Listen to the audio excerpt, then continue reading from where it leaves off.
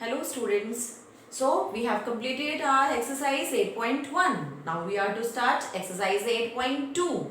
And in exercise 8.2, we will first of all learn how do we find out the trigonometric ratios for these angles 0 degree, 30 degree, 45 degree, 60 degree and 90 degree. I will tell you how we will find out value of sine 0 degree, sine 30 degree, sine 45 degree, sine 60 degree and sine 90 degree. And similarly for other trigonometric functions also at different angles, what are their values. So let us start with 45 degree.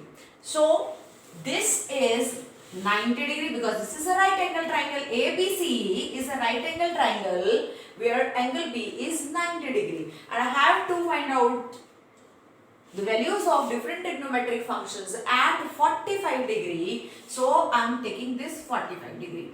As you know that sum of these three angles is 180 degree. If this is 90 and this is 45, then what would be this? Yes, find out what is this, what should be, what it should be. Yes, this is 45 degree. Now look at this figure and tell me what type of triangle is this on the basis of its sides. Yes, absolutely right, because here are two angles equal, therefore its two sides would also be equal. This is an isosceles triangle. This is an isosceles triangle. So if I take this as K, then it would also be K, because this is an isosceles triangle. Both of these two angles are equal, and in a triangle the sides which are opposite to the equal sides are also equal. So I have taken K and K this. Now because this is a right angle triangle, using PGT I can find out the measurement of the third side also, that is the hypotenuse. So hypotenuse square is equal to perpendicular square plus base square. So it would become K square plus K square. So H square is equal to 2K square. When I will take square root of this, then this is 2K square. K square square root would become this, and this is, so it would become K into root 2, or I can write it like root 2K. Okay ji. So now if I find out sine 45 degree, sine 45 degree. Look here beta. Sine 45, first of all, my hypotenuse, what is my hypotenuse? This is root 2K. Okay. So this is root 2K, and I know this is perpendicular. If I take this as angle 45 degree, so this is perpendicular K upon hypotenuse is root 2K. So what it would become? 1 by root 2. Okay. So now cos 45 degree, cos 45 degree. Now base is this K, and hypotenuse is this root 2K. So it is also again 1 by root 2. Now this is now tan 45 degree. That is your perpendicular upon base. What is your perpendicular? K. And what is your base? That is again perpendicular is also K, base is also K. This is cancelled, so answer is 1. Let me write it. Value of this sine, cos, tan under this angle, for this angle 45. Sine 45 is 1 by root 2. Cos 45 is 1 by root 2. And tan 45 is 1. And I know that cot is reciprocal of 1. What is the reciprocal of 1? Yes, 1. Reciprocal of 1 is 1. Cosec is reciprocal of sine. Sine 45 is 1 by root 2. So its reciprocal would become root 2 by 1, means root 2. Now secant is your reciprocal of cos. It is also root 2. 1 by root 2's reciprocal would be root 2.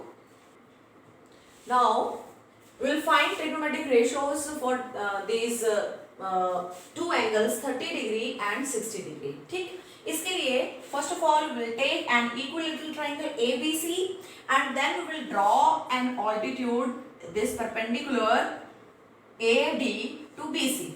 And we know in the property of the equilateral triangle, altitude is the median also. This is a median also. Median also means AD is the altitude and it would act as the median also. If I take it as 2A, because this is an equilateral triangle, this would also 2A and it would also 2A. And AD is the altitude and it would act as the median also. Equilateral triangle और isosceles triangle, दो ऐसे triangles होते हैं जिनमें अगर आप altitude draw करते हो, ठीक है, जैसे इक्विलेटरल ट्रायंगल में आपने ऑल्टीट्यूड ड्रॉ किया तो अपोजिट साइड को वो 2 इक्वल पार्ट्स में डिवाइड कर देगा. मीडियन भी है वो, इसका ऑल्टीट्यूड भी है, मीडियन भी है. This is the property of the equilateral triangle. अगर ये आइसोसेलेस ट्रायंगल होता तो if two sides are these two sides are equal तो उसमें भी ऐसे ही होता है. तो this is our equilateral triangle and altitude is acting as the median also.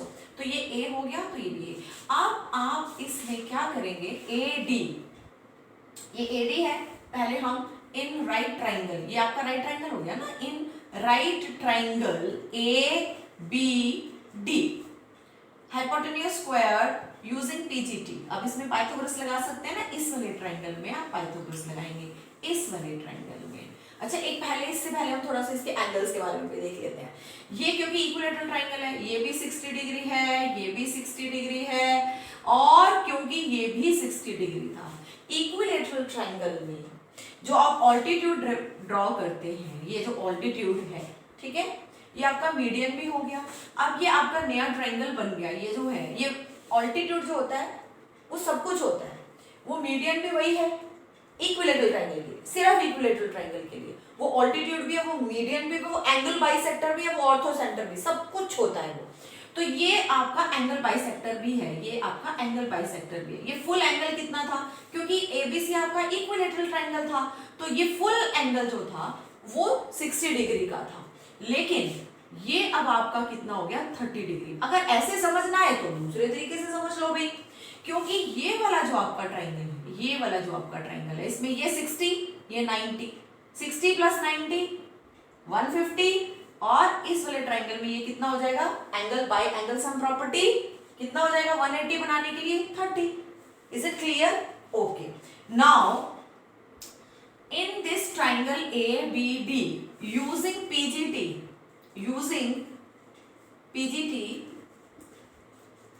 hypotenuse square is equal to perpendicular square plus base square. ठीक है जी. अब आपने हाइपोटेन्यूज कितना है, ये रहा हाइपोटेन्यूज 2A का स्क्वायर. परपेंडिकुलर हमें नहीं पता, AD ले लिया मैंने इसको, और बेस मेरे पास मैंने लिया BD. ये तो ये 4A स्क्वायर हो गया, ये AD स्क्वायर हो गया, और ये A स्क्वायर हो गया. तो AD स्क्वायर कितना आया, 4A स्क्वायर, ये माइनस हो गया उधर जाके, माइनस A स्क्वायर यानी 3A स्क्वायर. अब AD square is equal to 3A square. तो AD कितना हो गया, square root of 3A square. तो AD कितना आ गया बेटा, √3A. ओके. अब हम निकालते हैं पहले वैल्यू साइन 60, क्योंकि इधर 60 है तो पहले मैं इसको ले रही हूँ 60 डिग्री परपेंडिकुलर अपॉन बेस. अब आपको बड़े ध्यान से करना पड़ेगा कि ये अगर मैंने 60 एंगल लिया, ये मैंने ये, अच्छा मैं AD की वैल्यू भी लिख देती हूँ पहले. ये आया √3A, ठीक है जी, ये √3 आया. अब मैं ये यहाँ पर 60 ले रही हूँ, ये ऐसे, तो आपका ये तो बेस बन गया है ना, और परपेंडिकुलर क्या हो गया, √3A. ये हाइपोटेन्यूज, सॉरी, √3A, और इसका जो हाइपोटेन्यूज है वो 2A है. ठीक है, तो आपके पास आ गया √3/2. अब आप cos 60 निकालेंगे.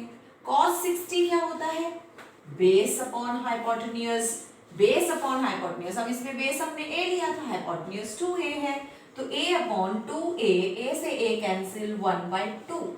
इसके बाद है tan 60, फिर that is perpendicular upon base. Perpendicular कितना है √3a और बेस कितना है आपका 1a, so this is √3। Let us right it here in this column. इसमें यहां पर लिखेंगे हम साइन 60 की वैल्यू कितनी आई है √3/2, cos 60 की वैल्यू कितनी आई है 1/2, tan 60 की वैल्यू √3 और cot क्या है tan का रेसिप्रोकल, यानी इस √3 का रेसिप्रोकल 1/√3। cosec किसका रेसिप्रोकल है sin 60 का आएगा तो 2/√3। secant cos का रेसिप्रोकल है 1/2 का रेसिप्रोकल 2। अब हम वैल्यूज निकालेंगे 30 डिग्री के लिए भी साथ के साथ ही निकाल देते हैं। देखिए sin 30, cos 30 and tan 30, okay ये निकाल दिया हमने। तो देखिए बेटा sin 30, अब ये एंगल आपने लिया 30 और ये है परपेंडिकुलर, तो अब ये हो गया बेस और ये माना जाएगा परपेंडिकुलर। ध्यान दो क्योंकि 30 इधर है तो ये एंगल और ये 90 डिग्री इस पर लाई कर रहे हैं। अब ये √3 बेस है, परपेंडिकुलर नहीं है, परपेंडिकुलर a हो गया, तो ये आपका P/H। अब इस केस में P हमारा है a और हाइपोटेन्यूज तो वही रहेगा, यानी 1/2। cos 30 में बेस चाहिए, अब बेस है √3a, दिस इज B/H, यानी √3a/2a मीन्स √3/2। tan 30 यानी P/B, P अब परपेंडिकुलर क्या है हमारा ये a and your base is √3a, so this is 1/√3। चलिए वैल्यू पुट करते हैं। sin 30 1/2, cos 30 √3/2, tan 30 1/√3। अब इनके रेसिप्रोकल, इस tan का रेसिप्रोकल cot है, कर दीजिए रेसिप्रोकल √3/1, cosec sin का रेसिप्रोकल 1/2 का रेसिप्रोकल 2, secant cos का रेसिप्रोकल यानी 2/√3। हाँ जी बेटा, अब रह गया हमारा ट्रिग्नोमेट्रिक रेशियो 0 डिग्री के लिए और 90 डिग्री के लिए, इन दो पर आपको बतानी है। तो इसके लिए 0 डिग्री के लिए पहले दे रही हूँ मैंने, I have taken one triangle, right triangle I have taken. अब इसमें ये देखो ये थीटा है, यानी ये हमने एक बार लिया था 30 डिग्री 45 डिग्री ये थीटा और एक बार 60 डिग्री के हिसाब से निकाल चुके हम। अगर ये थीटा जो है वो जैसे जैसे, एक चीज बहुत ही इंपॉर्टेंट बताने जा रही हूँ, जरा ध्यान से सुनना इसको, कि ये जो आपका जैसे जैसे ये पॉइंट इधर नजदीक आता जाता है ना, ये पॉइंट इधर इसके, तो ये थीटा की वैल्यू जो है वो इंक्रीज करती रहती है। वो मैं 90 में एक बार दोबारा एक्सप्लेन कर दूंगी क्या कहना चाहती हूँ। अभी ये देखो कि ये थीटा है, लेकिन अगर मैंने, ये परपेंडिकुलर है जी, ये बेस है और ये हाइपोटेन्यूज है, परपेंडिकुलर बेस एंड हाइपोटेन्यूज। अब ये देखो मैंने इसका थीटा, अगर मैं यहाँ पर बोलूँ कि मैंने इसके थीटा को क्या कर दिया, ये थीटा कम हो गया ना, पहले इतना था अब ये इतना रह गया, अब मैंने इसके थीटा को और कम कर दिया, ये देखो ये थीटा और कम हो गया। लेकिन आपको ये नहीं लग रहा कि ये परपेंडिकुलर पहले इतना बड़ा था फिर ये इतना बड़ा रह गया, अब ये इतना छोटा हो गया, यानी जैसे जैसे मैं ये थीटा की वैल्यू छोटी करती जा रही हूँ, कम करती जा रही हूँ, तो परपेंडिकुलर की वैल्यू क्या होती जा रही है, वो भी कम होती जा रही है ना। आप देख रहे हैं ना, ये देखो ये थीटा और कम हो गया, ये परपेंडिकुलर इतना रह गया है ना, अब ये थीटा और कम कर दिया मैंने, तो ये इतना रह गया, मैंने थीटा और कम कर दिया और कम हो गया, तो ऐसे करते करते करते करते आपका जो थीटा जब 0 हो गया, when theta is equal to 0 degree, theta अब जब इसी के ऊपर, बिल्कुल ये इसी के ऊपर आके फॉल कर जाए, ये वाली लाइन के ऊपर, इस लाइन के ऊपर फॉल कर जाए, जो बेस था उसी के आकर उसको ओवरलैप कर जाएगा, तो थीटा तो 0 डिग्री हो गया और परपेंडिकुलर कितना हो गया, परपेंडिकुलर आपका वो भी 0 रह गया है ना। परपेंडिकुलर कम होता होता होता होता यहाँ पहुंच जाएगा, तो परपेंडिकुलर की लेंथ भी 0 हो गई। तो sine 0 degree, cos 0 degree, tan 0 degree हमें निकालना है। Perpendicular upon hypotenuse, base upon hypotenuse and your perpendicular upon base. चलिए फिर दोबारा से समझते हैं।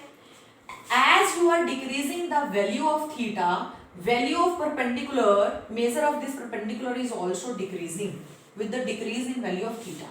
और जब आपका बिल्कुल ये जो h है, ये h बिल्कुल आके ओवरलैप कर गया b के साथ, h जो है वो ओवरलैप कर गया यहाँ आके बिल्कुल इसके ऊपर, यानी h जो है वो b के ऊपर ओवरलैप कर गया, जब लास्ट में h और b इक्वल हो गए, सेम हो गए, ओवरलैप कर गया उस टाइम पर, तो परपेंडिकुलर उस टाइम पर क्या हो गया, जीरो हो गया, और थीटा क्या हो गया, बिल्कुल जीरो हो गया। ठीक है जी, समझ आ गई। पहले थीटा ये था, फिर ये हो गया, फिर और कम, फिर और कम, और धीरे धीरे धीरे, मेरे हिसाब से आपको समझ आ गया होगा। अब अगर हम यहाँ पर जीरो, क्योंकि जब जीरो है, एंगल जीरो है, तो परपेंडिकुलर भी आपका जीरो है, 0/h जीरो, कॉस जीरो। अब आपने ये देखा कि जब आपका 0 डिग्री एंगल है तो h और b सेम हो गए, तो हम b की जगह भी h लिख सकते हैं, तो ये 1 बन गया कैंसिल होके। और परपेंडिकुलर, क्योंकि जीरो परपेंडिकुलर जीरो होता है जब आपका थीटा जीरो, तो 0/b is equal to zero. चलिए हम इसको पुट करें, साइन 0 डिग्री पर 0 आया, कॉस 0 डिग्री पर 1 आया, tan 0 डिग्री पर 0 आया। अब इसका क्या लेना है, रेसिप्रोकल। तो जीरो का रेसिप्रोकल नॉट डिफाइंड होता है, नॉट डिफाइंड, हम इसको लिखेंगे नॉट डिफाइंड। कॉसेक साइन का reciprocal, that is not defined. फिर सीकेंट, इसका रेसिप्रोकल कॉस का, 1 का रेसिप्रोकल 1 होता है। ठीक, अब हम करेंगे 90 डिग्री के लिए। हाँ जी स्टूडेंट्स, अब जो मैं आपको बताना चाहती हूँ उसको ध्यान से सुनिए कि ये जो एंगल है, as we move towards this foot of perpendicular, foot of perpendicular जहाँ पे ये 90 डिग्री का एंगल है, उसको हम बोलेंगे इस ट्राइंगल में ये फुट ऑफ परपेंडिकुलर है, यहाँ पर ये जहाँ 90 डिग्री है। अगर हम ये पॉइंट जो है सी वाला point, as it come closer and closer to point B, यानी कि ये सी पॉइंट यहाँ से शिफ्ट होके यहाँ आ गया, तो आप देखिए परपेंडिकुलर जो था पहले, परपेंडिकुलर क्या हो गया, स्मॉल हो गया, है ना, और बेस भी स्मॉल हो गया, है ना। सॉरी सॉरी सॉरी, इसको हम ऐसे करेंगे, ओके ओके सॉरी, ये ऐसे। तो आपका परपेंडिकुलर वही है, और बेस हमारा जो था पहले, बेस जो इतना था, अब वो बेस हो गया इतना, है ना। अब अगर आप इसको और एंगल को नजदीक लेके आइए, यू, ठीक, तो अभी परपेंडिकुलर उतना ही है, जैसे पिछले वाले केस में हमने बेस को कांस्टेंट रखा था, बेस चेंज नहीं हो रहा था, सिर्फ perpendicular short short short short short हुआ था। अब की बारी परपेंडिकुलर सेम है, बेस शॉर्ट होता जा रहा है, अब बेस ये रह गया। इसमें ये ध्यान रखना पड़ेगा कि आपका वहां पर थीटा स्मॉल होता जा रहा था, थीटा जितना भी था उससे छोटा छोटा छोटा छोटा छोटा होता गया था, लेकिन यहाँ पर ये थीटा जितना भी है अब बड़ा होता जाएगा, it will keep on increasing, as will it will come closer to this 90 degree, it will keep on increasing. हमेशा याद रखना, अगर आपसे ये पूछा जाए, ये आपके पास एक फिगर है, ये 90 डिग्री है, एक एंगल 30 है, एक 60 है, तो 30 ये वाला होगा या ये वाला होगा, 60 कौन सा होगा, 30 कौन सा होगा, तो जो 90 के पास वाला होता है वो बिगर होता है, यानी ये 60 होगा और ये होगा 30 डिग्री। याद रखना इस बात को, जो 90 के क्लोजर होता है वो बिगर होता है, जो 90 से दूर होगा वो स्मॉलर एंगल होगा।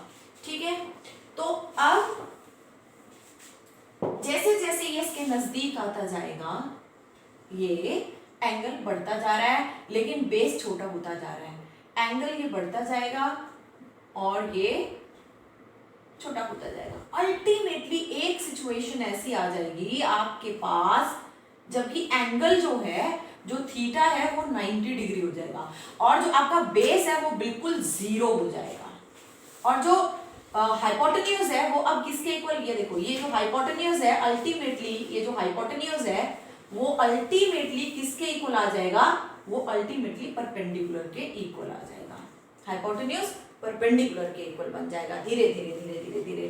तो अब हम अगर लिखें sine 90 cos 90 and tan 90 degree, तो आपके पास क्या होगा, sine 90 perpendicular upon hypotenuse, base upon hypotenuse and this is perpendicular upon base. तो परपेंडिकुलर अगर 90 डिग्री है, अगर थीटा 90 डिग्री है तो आपके पास बेस हो गया 0 एंड हाइपोटेन्यूज परपेंडिकुलर हो गया सेम। तो इस हाइपोटेन्यूज की जगह भी परपेंडिकुलर लिख दोगे तो 1 आ गया। अब बेस जो है वो 0 है तो ये हो गया 0। परपेंडिकुलर अपॉन बेस आपका tan 90 perpendicular upon base and perpendicular is h, perpendicular and base is 0। Perpendicular को परपेंडिकुलर रहने दीजिए, base is 0। Any number divided by 0 is not defined. तो हम इसको कैसे लिखेंगे, sine 91 cos 90 0 tan 90 not defined, perpendicular upon 0 तो नॉट डिफाइंड। अब इनका रेसिप्रोकल आप देखिए, कॉट इसका रेसिप्रोकल है p अपॉन 0 का, तो इसका रेसिप्रोकल 0 अपॉन p होगा, है ना। अगर tan 90 p अपॉन 0 है तो इसका रेसिप्रोकल क्या होगा, 0 अपॉन p। 0 अपॉन p होता है 0 and cosec is reciprocal of sine that is 1। 1 का रेसिप्रोकल 1। सीकेंट है cos का रेसिप्रोकल यानी 0 का रेसिप्रोकल नॉट डिफाइंड।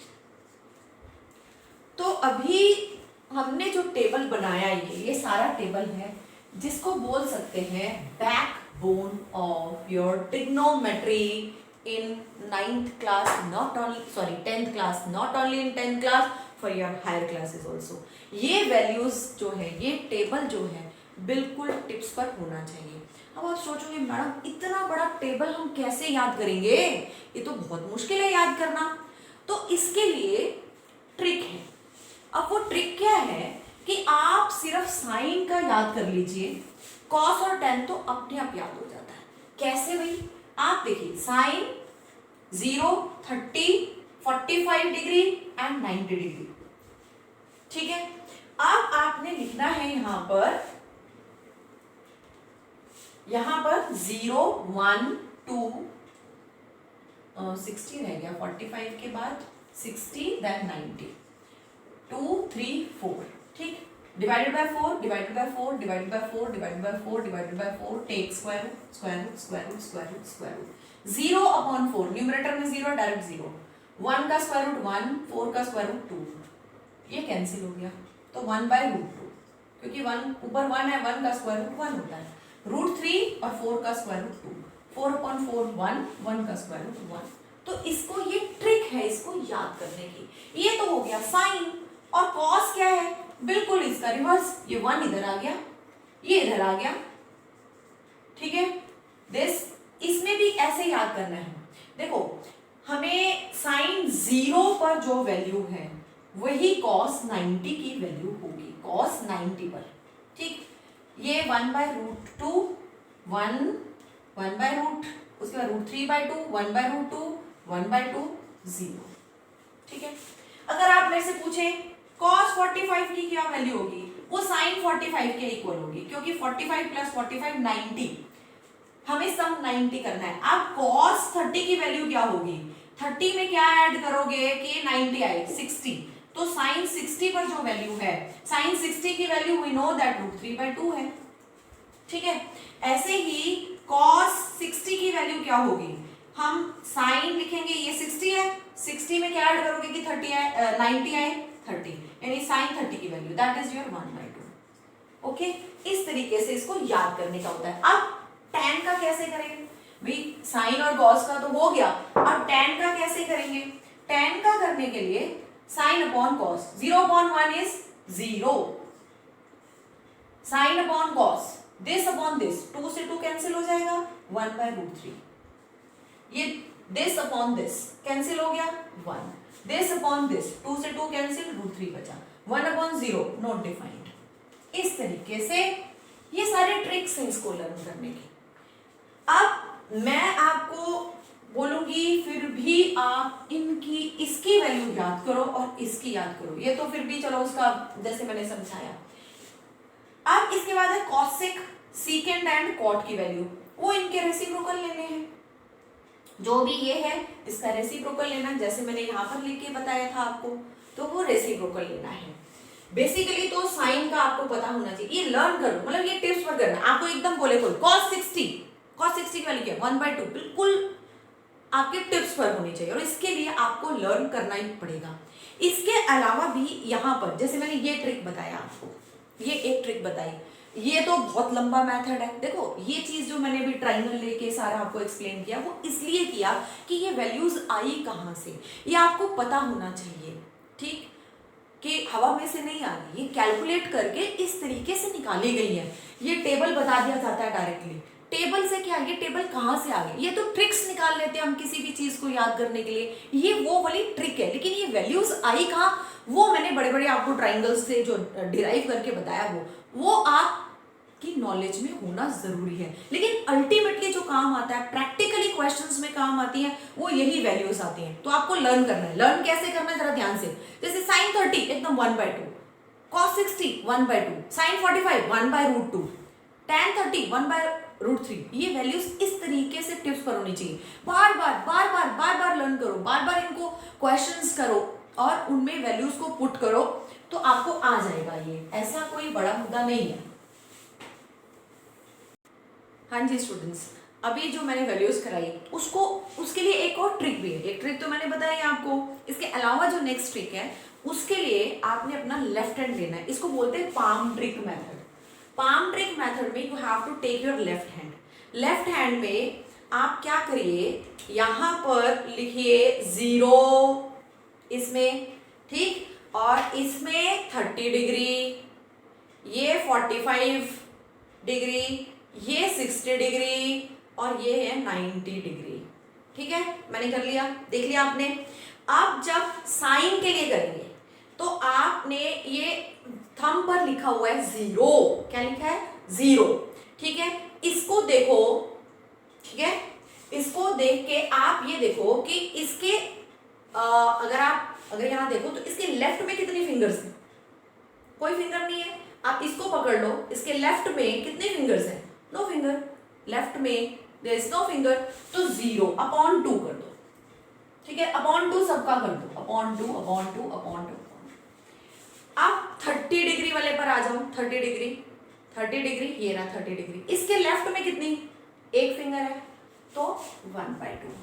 45 डिग्री, ये 45 डिग्री, ये हमारी कौन सी, मिडिल फिंगर है ना, तो मिडिल फिंगर के लेफ्ट में कितनी फिंगर्स हैं, 2, तो दिस इज ये इसको स्क्वायर रूट लेना है, स्क्वायर रूट, तो ये स्क्वायर रूट 2।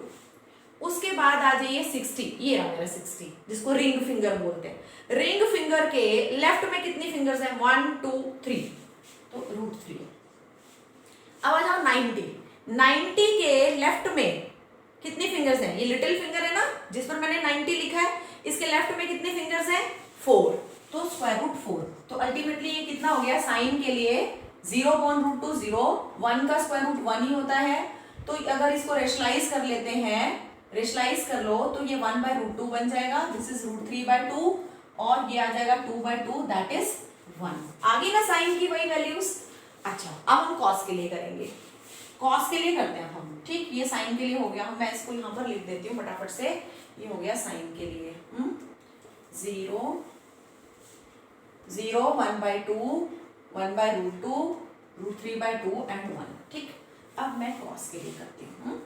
कॉस के लिए देखो, फिर दोबारा वही करेंगे, यही 0 30 डिग्री, थंब इज 0, ठीक, आपकी ये इंडेक्स फिंगर आपकी, ये आपकी 30 degree, middle finger 45 degree, ring finger 60 degree, little finger 90 degree.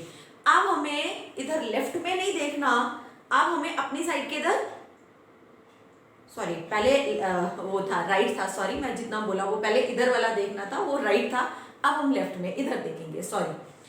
तो आपकी साइड से वो लेफ्ट था, है ना, मेरी साइड से तो वो राइट था ना जो मैं देख रही थी। अब इसके आप इस साइड देखो कितनी है, जब 0 डिग्री देखोगे तो इसके इधर कितनी फिंगर है, ये आपको तो मेरी तरफ से दिख रहा होगा, कौन सी साइड, राइट, लेकिन मेरी साइड से ये लेफ्ट है, ये इधर वाला साइड कितने हैं, इस साइड से इधर कितने हैं, 4 है ना, तो /2 पहले सारे में लिख लो, /2 तो इधर हो गया √4। अच्छा, अब आ जाओ 30 डिग्री। 30 डिग्री के लिए आप इधर से देखो, आपके इस साइड में कितने फिंगर्स हैं, कितनी है 3, तो स्क्वायर रूट 3। इधर देखो जब आपने 45 के लिए देखना है, 45 इधर, इसके इधर कितनी फिंगर्स हैं 2, तो स्क्वायर रूट 2। जब 60 पर आए तो इसके इधर कितनी फिंगर्स हैं, इस साइड में 1। फिर जब इस पर आ गए 90 पर, 90 के इस साइड में कितनी फिंगर्स हैं 0। तो ये बन गया आपका 2/2 1 √3/2, इसको रेशनलाइज करोगे 1/√2, दिस इज 1/2, ये 0। ठीक है, तो ये आपको इसका याद करने का तरीका हो गया, 1 √3/2, 1/√2, 1/2 एंड 0। अब tan के लिए देखना है कि tan के लिए कैसे करते हैं इसको, इसी ट्रिक को। तो दोबारा जाइए, वही है, थंब पर 0 डिग्री, इधर 30, 45, 60 एंड 90। अब ये देखिए कि 0 डिग्री है, इसमें यहां पर ये देखना है ये साइड राइट अपॉन लेफ्ट, यानी कि स्क्वायर रूट ऐसे, स्क्वायर रूट इस साइड का इधर अपॉन इधर, जो हमने साइन के लिए देखा, अपॉन जो कॉस के लिए देखा। इधर देखोगे तो क्या है 0 और इधर देखोगे तो 4।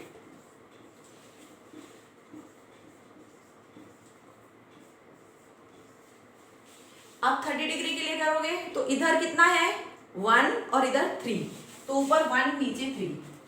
जब 45 के लिए करोगे यहां पर तो इधर भी 2, इधर भी 2। जब 60 डिग्री के लिए करोगे तो इधर 3 और इधर 1, और जब 90 के लिए करोगे इधर 4 और नीचे इसके इधर कोई भी नहीं है।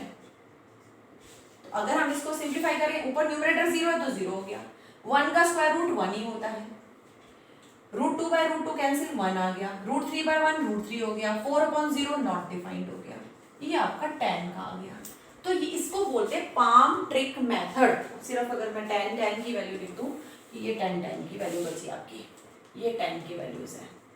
ठीक है, तो मैंने आज आपको वैल्यूज जो ट्रिग्नोमेट्रिक फंक्शंस हैं, sine cos tan cot secant cosecant, उनकी values 0 degree, 30 degree, 45 degree, 60 degree और 90 डिग्री पर निकालनी बताई है, अलग अलग मेथड से, ट्रिक से भी बताई और एक्चुअली वो कैसे आई है वो भी बताई है। अब आज का आपका यही काम है कि आज आप ये टेबल अपनी नोटबुक में बनाइए और ये फर्स्ट वाले जो 3 हैं, साइन कॉस और टैन की वैल्यू अलग अलग एंगल्स पर, इनको अच्छे ढंग से लर्न कर लीजिए। बाकी तो उसके रेसिप्रोकल्स है, करने में कोई दिक्कत नहीं होगी, लेकिन ये चीज आपको बिल्कुल अच्छे तरीके से याद होनी चाहिए। Thank you students.